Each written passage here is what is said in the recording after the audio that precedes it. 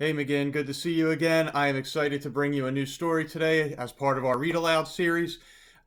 This month, May, is Asian American and Pacific Islander Month. So it's a great opportunity for us to celebrate those cultures, those heritages.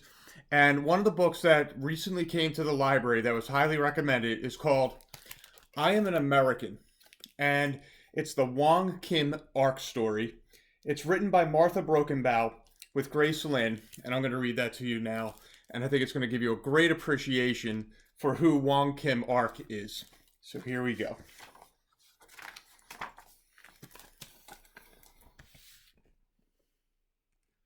Long ago, a boy was born in an apartment above a shop in San Francisco. His name was Wong Kim Ark, and he believed something that would change this country. I am an American. From Kim Ark's apartment, he could hear the clang of San Francisco's brand new cable car. He could smell the mouth-watering food of Chinatown's many restaurants. He could stand on his street and look down at San Francisco Bay, which opened to the Pacific Ocean, which stretched all the way to China, where his parents had been born. Kim Ark Street had two names: Sacramento Street, after the state capital, and China Street, for the many people with Chinese ancestry who lived there. From a spot on a street with two names on ancestral land of the Muequa-Ohlone tribe of Native Americans, Kim Ark knew one thing for sure: I am an American. Many Chinese people, like his parents, had crossed the ocean dreaming of a better life on Gold Mountain. That's what Chinese people called California, after miners there struck it rich. Some immigrants set up shops. Some became farmers. Some helped build a railroad stretching from sea to sea, working hard for little money. When Kim Ark was growing up, hard financial times hit. Many people blamed the Chinese. They said people of Chinese heritage could never be American. Kim Ark knew this was not true. I am an American. Even so, the country soon passed a law that said Chinese workers could no longer come to the United States. The law meant his parents could never be U.S. citizens. It meant Chinese people couldn't have certain jobs. They couldn't live where they wanted. And some people were cruel to Chinese Americans. It became so hard to live in America that many people decided to leave, including Kim Ark's mom and dad. They decided that for them, China was home, and they were Chinese. But for Kim Ark, America was home. He was an American. He'd never even been to China until he visited his parents there after they moved. After he returned to California, he lived with his aunt and uncle and worked as a cook. He was only 17. He missed his family. Kim Ark knew he might never see them again, but he knew his job in America paid more, which meant a better future. Strict new laws meant he might not be allowed back in the United States if he traveled to China. A few years later, he decided to take the risk. A law required him to find 3 white witnesses to sign a document swearing Kim Ark was born in California and that he was an American. He attached his picture to prove he was the young man in the letter.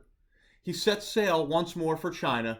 When he returned home to San Francisco, he showed a customs official his papers.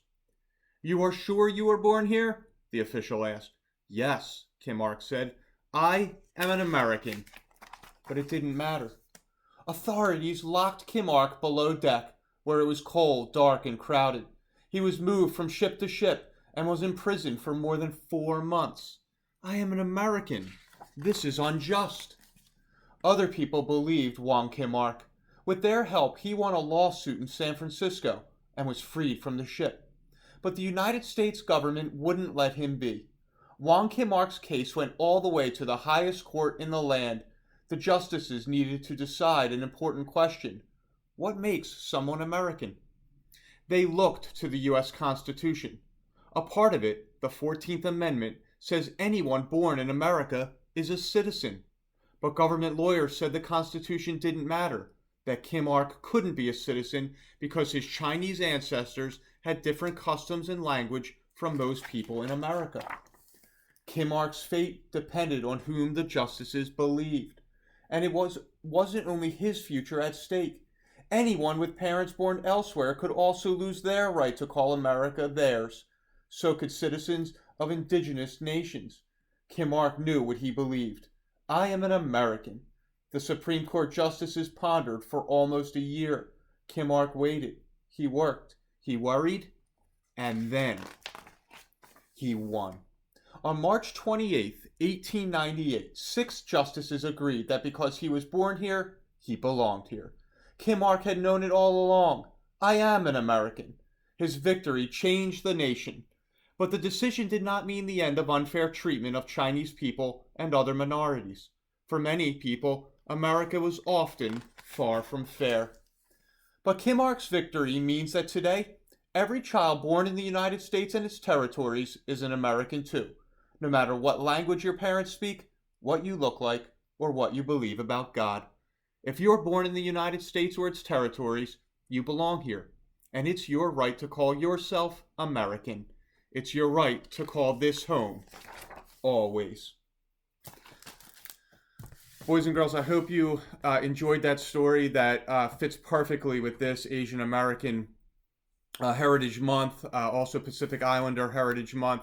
I hope that we can look at Wong Kim Ark as an inspiration, as someone who was courageous and fought for what was deserved for him and many whose parents may not have been born here, but who deserve the opportunity to have their children here and to have them be given the rights of Americans. So, have a great night, McGinn. We'll be back with another read aloud tomorrow. Take care.